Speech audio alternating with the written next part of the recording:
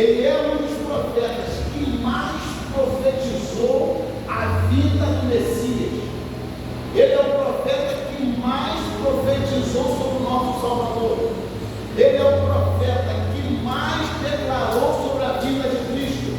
Ou seja, aqui no capítulo 6, a gente ainda consegue perceber que Isaías não era convertido. A gente percebe que aqui ele está tendo uma visão. Ele está tendo uma visão de fato, diretamente do céu. E a gente percebe que o profeta Isaías, ele vai dizer no início dessa visão que ele fala assim: no ano em que morreu o rei Uzias. No ano em que morreu o rei Uzias. Ana, por gentileza, coloca Isaías 49, por gentileza. Já foi lido aqui Isaías 49, você que leu, o professor que leu aqui, Isaías capítulo 49. Isaías capítulo 49, versículo 2. Você pode ler para a gente? Fez a minha boca como uma espada, aguda, e com a sombra da sua mão, me cobriu, e me pôs como uma flecha limpa, e me escolheu na sua algada. Só que aí, a gente vê que no capítulo 49, versículo 2, como a Nana bem disse, o profeta Isaías está falando que Deus escondeu ele como uma flecha limpa na sua aljava. A aljava, para quem não sabe, ela fica aqui atrás. E a aljava, ela é um recipiente, um acoplamento de flechas. E a gente percebe que a flecha, ela foi preparada para ser usada. Ela vai ser usada. A flecha, ela não é feita para ficar esquivente. Uma hora o flecheiro, o caçador, ele vai usar essa flecha. Isaías está falando aqui que no ano em que morreu o rei Uzias, ele fala que ele viu o Senhor assentado num alto e sublime trono, e a glória encheu toda a casa. Ele viu fumaça, ele viu glória, ele viu o Senhor. Eu já vou abrir um parênteses aqui. Será que nós aqui, como cristãos, como homens e mulheres de Deus, nós estamos preparados para ter uma visão dessa? Será que nós aqui estamos com o nosso discernimento 100% apurado? E se Deus rasgar o céu e Ele te mostrar o que tem no céu, será que eu e você vamos entender que lá é o céu? Será que nós vamos entender que é Deus te mostrando alguma coisa, querendo falar com você alguma coisa? E eu consigo perceber nesse texto que Isaías, ele era um menino, que no ano em que morreu o rei Uzias, segundo historiadores vão falar que ele era tio, outros vão falar que ele era primo do rei Uzias. Tem ali a teologia um pouco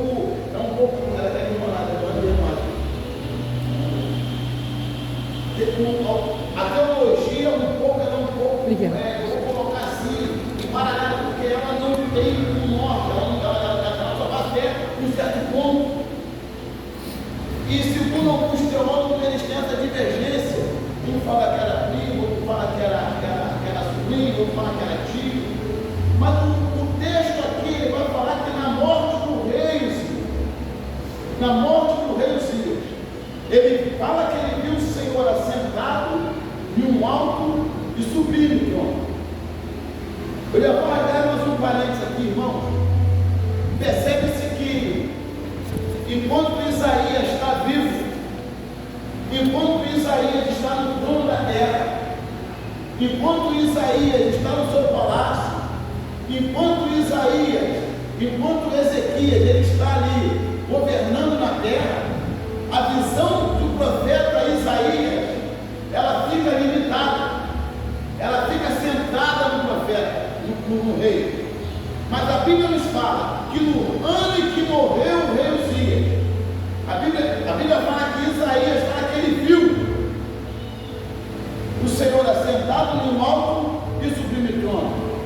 Eu já vou começar a falar para você aqui. Tem coisas que Deus vai começar a arrancar das nossas vidas. Tem coisas que Deus vai começar a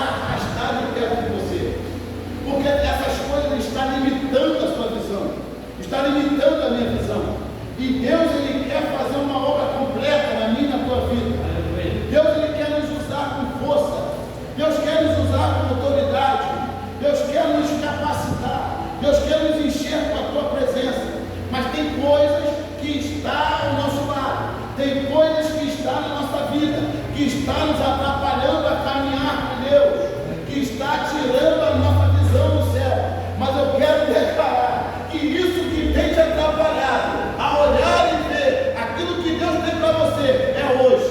Deus vai arrancar das nossas vidas. Deus vai arrancar da sua casa. Eu já abro para ele aqui. Não se espante. Quando as coisas começarem a acontecer, tem gente que fica falando assim: essa mensagem é para fulano. Não, Deus não fala com ninguém que está fora do culto. Deus está falando com a gente aqui. Deus quer falar comigo e contigo. Não é com o ar, porque se fosse ele que deve falar com o ar, ele tinha trazido o ar para cá e está sentado aqui para ouvir a palavra. Deus está falando com quem está no ambiente. O ambiente está tomado com a glória dele, irmão. Se você não está sentindo, irmão, você está com problema. Porque eu estou sentindo a presença de Deus. E eu falo para você, debaixo dessa palavra, Deus, Ele vai arrancar coisas do seu meio que está atrapalhando você enxergar o mover de Deus na sua vida. No ano em que morreu o rei Uzias, ele viu o Senhor assentado no alto e sublime trono. Serafins estavam por cima dele. Os serafins, com duas asas cobriam o rosto, com duas cobriam os pés, e com duas voavam.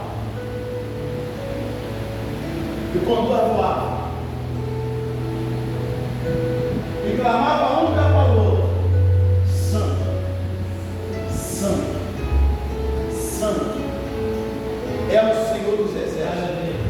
E toda a terra, não é só um pedacinho da terra, não, é toda a terra está cheia da sua glória.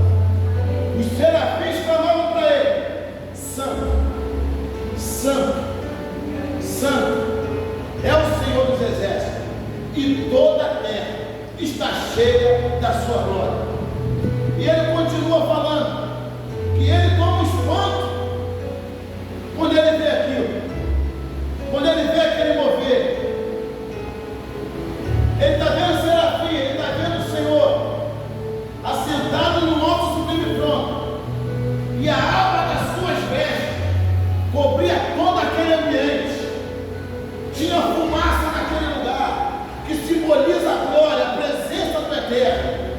E Isaías está contemplando aquilo tudo, pastor Demeci. Ele está olhando, ele está vendo o Deus Todo-Poderoso, irmãos.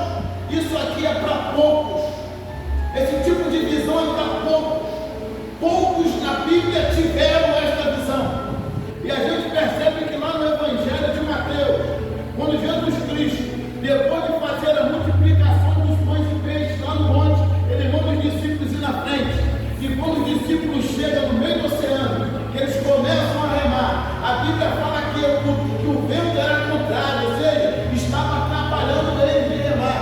Jesus Cristo, descendo do monte, ele queria passar direto e pegar eles do outro lado, mas no meio daquela tempestade, eles remando, a Bíblia fala que os discípulos viram Jesus Cristo andando sobre o mar, e eles começaram a se dizer: é um fantasma, é um fantasma. O que eu aprendo com isso, irmãos? Nem todo mundo está preparado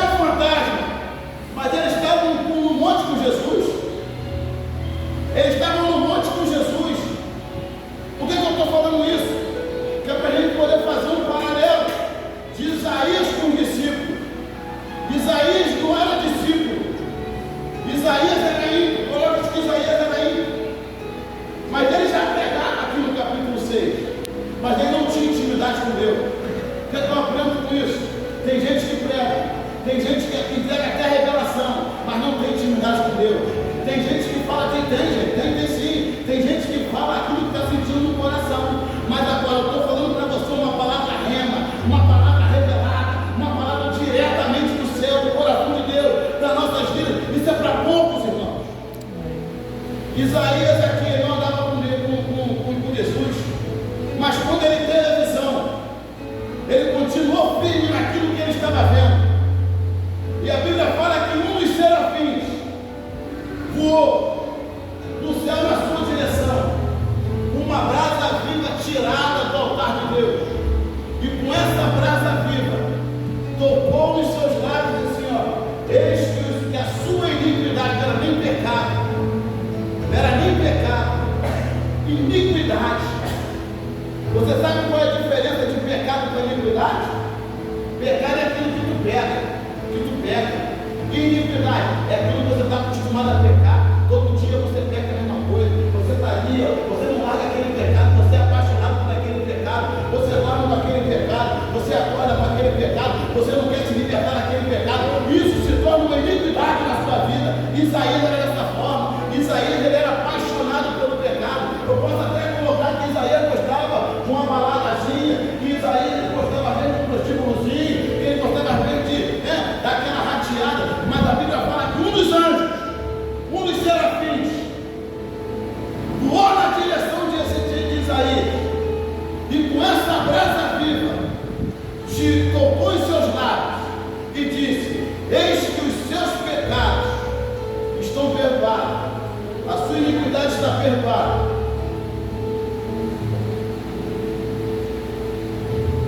Então ele disse: ai de mim, que sou um homem de lábios impuros. Olha só, de lábios impuros, falava palavrão. Meu Deus, Isaías era um homem de lábios impuros. E quando o serafim veio, não tocou na cabeça, não tocou no coração, não tocou na mão, não tocou no pé. O serafim veio e tocou onde? No lado, nos lábios. Eis que com as agalhas toca os seus lábios. E eis que a sua iniquidade está perdoada. Por causa de quê? Porque Deus ele vai tocar onde mais te desvia da presença dele. Oh Deus, o que mais desviava Ezequias da presença dele era os lábios. Falava besteira, falava demais, falava da vida dos outros. Isaías era um homem que cantava, estava ali, pregando ali, mas gostava de cantar um pagodezinho na urbana, cantava um funkzinho. Tem crente que é assim, tem gente que é assim, está na igreja, mas quando sai da porta para fora, empresta sua boca para Satanás, para ficar cantando pagode, empresta seu corpo para Satanás, para ficar nesse espírito dentro do espelho, tirando foto, postando no Facebook, que é na igreja, irmão. Eis que estão perdoados os seus pecados e a sua iniquidade foi tirada. Ai de mim, Senhor, que sou homem de lábios impuros. Aí o Senhor vai para o circuito. Depois que purifica Isaías, que montou correndo, demora 5h30. Aí Deus vai no circuito. Você vê que Deus está quieto. Deus está só olhando a manifestação de Isaías. Você vê que ele viu. Você vê que ele viu toda a movimentação no céu. E Deus está quieto. Deus falando, não estamos falando, ele está trabalhando. Eu não vejo aqui Deus mandando o serafim tocar em Isaías. Sabe por causa de quê? Porque cada um sabe o que tem que fazer. Cada um de nós sabemos o que temos que fazer. Não adianta eu pedir para você fazer nada, não adianta você me pedir para mim fazer, porque eu já sei o que eu tenho que fazer. E quando Isaías está olhando aquela situação, aquela movimentação, depois que Deus tirou o rei do circuito, tirou o rei da vida de Ezequias, agora a visão de Isaías passa uma visão o quê? Sobrenatural. As coisas que estão te incomodando, a você ver o sobrenatural de Deus. Ele vai arrancar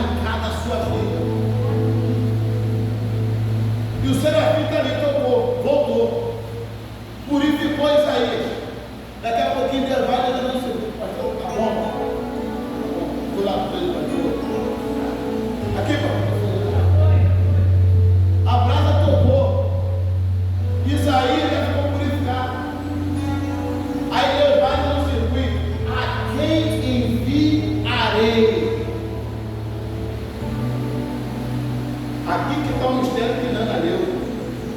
Isaías 49, versículo 2,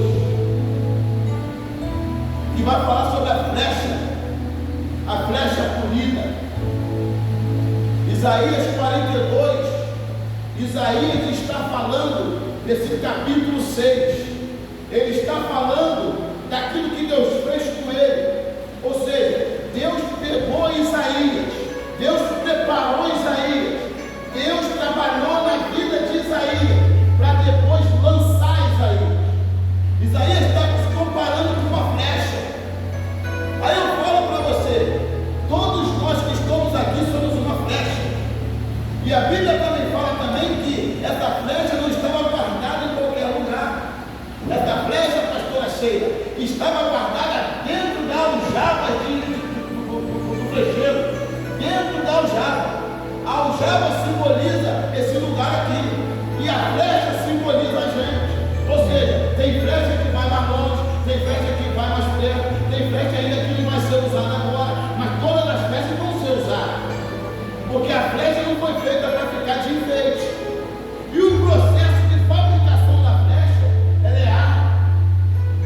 E o flecheiro, ele não vai escolher qualquer madeira, ele não vai escolher qualquer galho, ele vai escolher um galho apropriado. E ele vai fazer o que? Tem todo o processo. Ele vai pegar esse galho, ele vai raspar aquele galho. E nisso que daqui, como o flecheiro, ele começa a pegar, raspar a flecha, raspar o cabo da flecha, ou ali, né? Ele começa a flechar ali, a raspar ali. Isso aqui simboliza Deus arrancando seus pecados, Deus arrancando aquilo que está demais na sua vida. Porque o flecheiro, ele não vai usar você de qualquer maneira, ele não vai nos usar de qualquer maneira. Te dê um preparo. Obrigado.